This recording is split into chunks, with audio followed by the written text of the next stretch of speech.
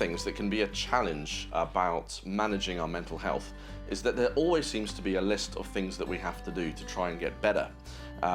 I've been on a number of conferences and Zoom calls recently which are reminding us of really good things, good habits that will help us with our mental health. Get some exercise, make sure you get up, put clothes on, connect with your friends and family, eat properly, whatever it might be.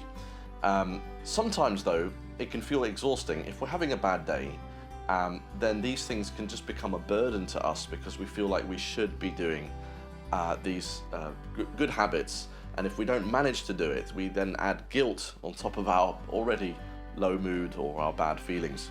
The church sometimes isn't always the most helpful place.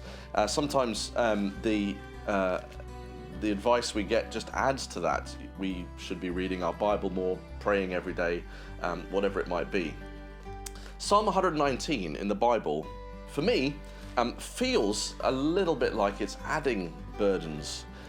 It's an amazing psalm. It's the longest psalm, and it has the writer expressing all the things that they are doing or intend to do as they follow God.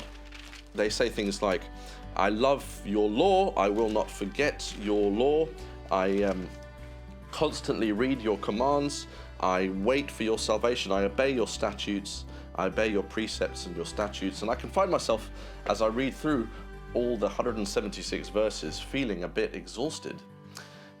Fortunately, or amazingly, the psalm actually gives us something else though. It gives us some hope for those of us who feel maybe a bit burdened or overwhelmed by all the things we're supposed to do to help with our mental health.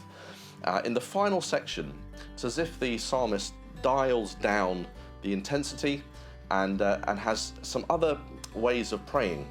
The psalmist says, may your hand be ready to help me. And that prayer of may or let, God let it be. You're putting yourself and your situation and your mental health in God's hands and saying, in your time, in your way, you do the hard work, God, in my life. So I like that prayer. I think that's a good prayer that comes out of Psalm 119, may. And also, the very final verse, the psalmist says, surprisingly, I have strayed like a lost sheep, seek your servant.